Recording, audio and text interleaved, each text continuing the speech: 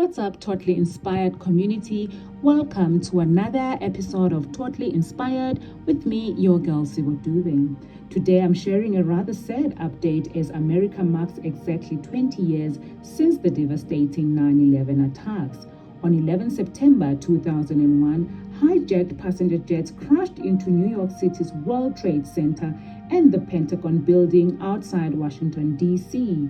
People in the United States of America have come together to honor the nearly 3,000 lives lost on that day. Relatives, friends, and colleagues remember their loved ones who lost their lives so painfully.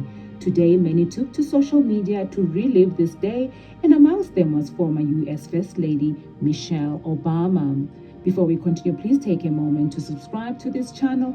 On this channel, the content will inspire you to be more, do more, and be a part of an online community of inspiring and positive individuals. Now that you have subscribed, let's get right ahead.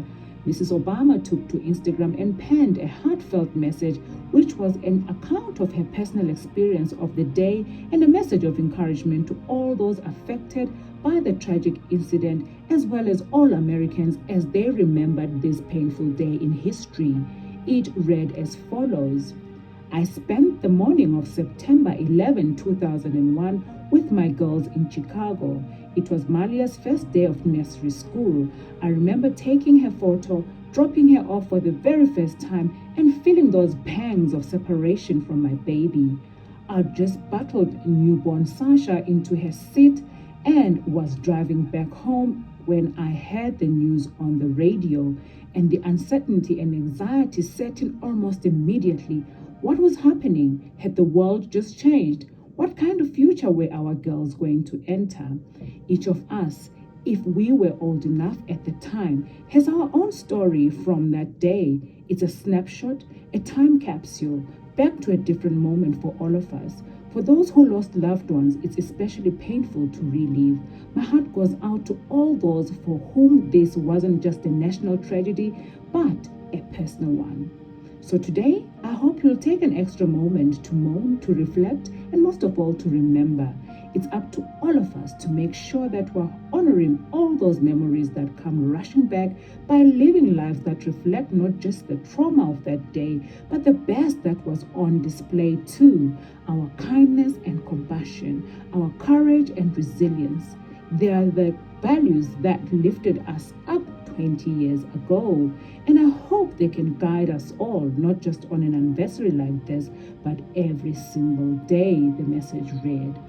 On the morning of September 11, 2001, 4 commercial airlines traveling from the northeastern United States to California were hijacked mid-flight. The hijackers were organized into 3 groups of 5 hijackers and 1 group of 4. Each group had 1 hijacker who had received flight training and took over control of the aircraft. Their explicit goal was to crash each plane into a prominent American building, causing mass casualties and partial or complete destruction of the targeted buildings.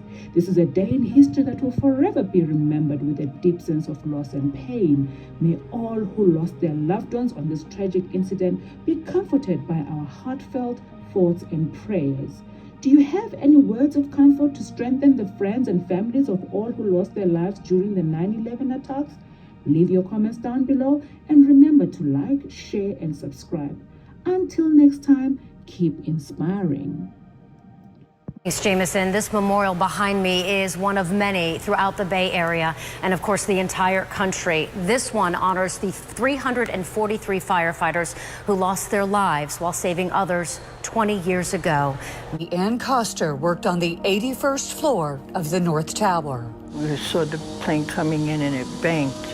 The hijacked 767 exploded upon impact, just 9 floors above Ann's office. The building swayed, tiles fell off the floor, the ceiling.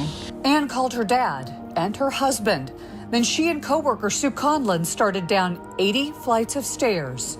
Together, they made it to the 44th floor. And she said that she wanted to rest.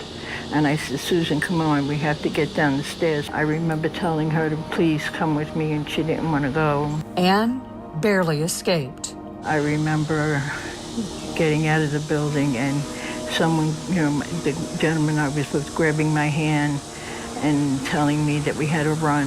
15 minutes later, at 10:29, the North Tower collapsed.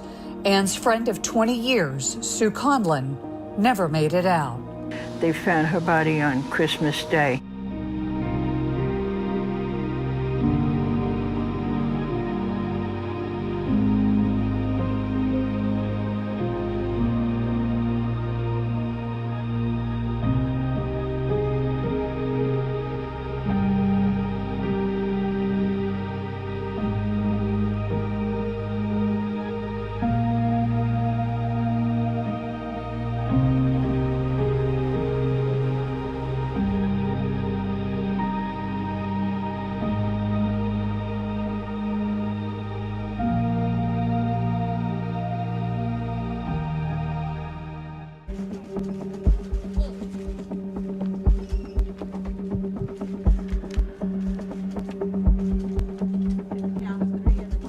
What we've just seen is about the most shocking videotape I've ever seen. What are the odds of two separate planes hitting both towers? It is completely impossible to understand why this is happening and to figure out what in the world is going on. We heard a big bang, and then we saw smoke coming out, and everybody started running out, and we saw the plane on the other side of the building, and there was smoke everywhere, and people are jumping out the windows. Over there, they're jumping out the windows, I guess because they're trying to save themselves. I don't know. Blew up, a big explosion, people started running, it was just chaos everywhere. People jumping out, people just kept jumping and jumping and jumping.